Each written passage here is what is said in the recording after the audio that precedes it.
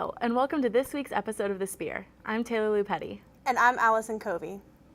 SJSU softball took the field at home for a 3-game series against UNLV. Our softball insider, Sarah Bila, has more. Over the spring break, the Spartans continued conference play and hosted the Lady Rebels at Mission College. In Game 1, Cassidy Clark put SJSU on the board with a sacrifice fly in the 3rd inning. A few frames later, the Spartans scored 3 more runs to extend their lead to 4. Clark struck again with a 2 RBI single and contributed 3 of the 4 runs. If I didn't get the job done, I knew that someone else would, so it takes a lot of pressure off of me. But yeah, just looking base hits, productive outs. Madison Aaron threw a complete game and only allowed 1 run to UNLV. SJSU looked to clinch the series in Game 2. After scoring 2 runs in the first inning, the Spartans erupted for 4 more runs on 5 hits. Emma Ensminger kicked off the scoring with a 1-run single, followed by another RBI single from Cassidy Clark. Georgia Blair made it 6-0 SJSU with a 2-run double. I've been struggling a little bit with the bat, but came out in a big situation with runners on base, so it feels good to get some runs for the team. The Lady Rebels scored 2 runs of their own, but it wasn't enough as the Spartans secured the series with a 6-2 victory. In the series finale, SJSU had the brooms in mind and aimed for a conference sweep. The Rebels drew first blood with 2 runs in the first inning. After that, the Spartans produced 2 explosive innings, one with 5 runs and one with 3. Thanks to the 12 combined hits, SJSU went on to win 8-2 to complete the 3-game sweep. But I thought we did a really excellent job of not leaving people on base, and that's why we had so much production. While softball enjoyed being at home during spring break, Spartan baseball was down in Santa Barbara to face on the Gauchos. Our very own Marissa Scott made the trip to Southern California to cover the series. San Jose State baseball traveled down to Santa Barbara to face the Gauchos for its first spring break series. In the first game, Spartan pitching gave up 9 runs to the Gauchos and could only score 2 runs, both unearned, to lose 9-2. Pretty rough overall. Offensively, we played well. Hit the ball, had a lot of good at-bats. We just got to minimize free bases, errors, walks. The Spartans were on top 3-1 after a 2-run 7th inning in Game 2, but Rocky pitching gave up the tying and the winning run to drop the second game 4-3. For the final game of the series on Sunday, SJSU pitching did not control the ball well, which resulted in an 11-2 beatdown to complete the series sweep of the Spartans. I just think we got to play better baseball all around. If we can pitch deep in the ball games and then have some big hits and then consistent defense, we should be fine. Women's water polo had to prepare for 2 games over break. They first faced off against Santa Clara and Saratoga. Asia Yee has the recap. San Jose State's women's water polo team dominated the pool against Santa Clara, taking the 9-5 win on March 24th. The Spartans had a slow start in first period, but by halftime, the Spartans and Broncos were tied 2-2. I'm glad we pulled out a win. It's nice to be back at home after 2 months. We haven't had a home game since January. I thought we started a little bit slower than we wanted to.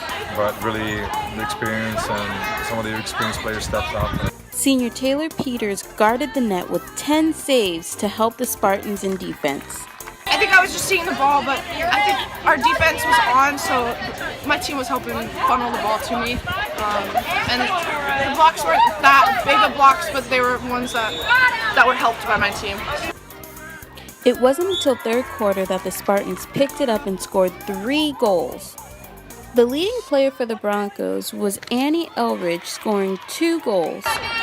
They were in strong opponent. Junior Guara Garcia Delgado scored the most points for the Spartans with 3 goals. Unfortunately, the Spartans lost to Cal 13-5 March 31st, but they will have a chance to redeem themselves April 13th against Arizona State Sun Devils. In the second game, the Spartans were tasked with playing against number 2 Cal in Berkeley. Madison Montoya has more. Women's water polo went up against number 2 ranked UC Berkeley this past weekend. The Bears were on their A game as they put up 7 points against the Spartans in the first half. Defensively, Cal had the upper hand as they didn't let a Spartan ball hit the net the entire first half. It wasn't until the end of the third quarter that junior Sheila Jensen scored the first goal for the Spartans, making the score 9-1. Senior goalkeeper Caitlin Thompson continued to perform well in the net with a total of 6 saves throughout the match. SJSU started to pick it up as freshmen Lily Uvari and Natalie Hosmer put up a point each, making the score 11-3 going into the fourth quarter. The Spartans' efforts were not enough to turn the tables as they suffered an 18-3 defeat. Now it's time for this week's turnaround. SJSU baseball played a quick home game against St. Mary's where they lost 5-2. After that, they traveled to Colorado to face Air Force. After splitting the first 2 games, SJSU lost Game 3, 19-3, giving up their most runs in a single game this season. Women's tennis defeated UC San Diego 5-0 at home, but ended up dropping a couple matches on the road against the University of San Diego and UNLV. Women's golf finished second out of 15 teams at the Mountain View Collegiate Tournament in Tucson, Arizona. And finally, women's beach volleyball went the distance against the University of San Francisco, beating them in a decisive 5th set. Thanks for that recap, Taylor. Last semester, Lindsay Boyd broke news about the worn-down conditions of the facility where the track and field teams trains. Here's an update on how the facility has been coming along. Speed City, 1968, the height of the Civil Rights and Black Power movement. But today, 50 years later, the track and field team is still overcoming inequality, but this time, inequality in conditions and security of its practice facility. We have a field here that has broken glass. It is trash left over from football, tailgating, and San Jose Giant games because this is also used as a parking lot for those overflow games. We also have a track here that has potholes, divots. You know, if you look here, I can even pull up the track. The university cited that it only had $3 million of the expected $5 million needed to build a track. In early December, athletic director Marie Tuitt told us that the field is not a safety issue but one of security. That is because the public, including homeless people, have access to running on the track. But do other universities have the same issue? Well, we went up to SJSU's conference competitor, Sacramento State, to find out. The front gates were locked and we could not walk on the track. As you can see right behind me is their track and field facility, which is also part of their football stadium. I am actually reporting up here from their gymnasium across the way because their track is actually locked. We reached out to the NCAA to see if there are any safety regulations and maintenance codes to keep up college facilities. They sent us a link to regulations for competition track and field sites, not practice facilities.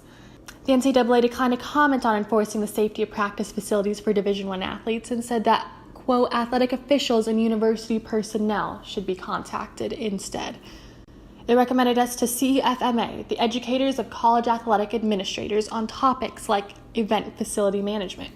It said that its role is to educate, not regulate. So we reached out to the Mountain West Conference, which also declined to comment on the conditions of San Jose State's facilities.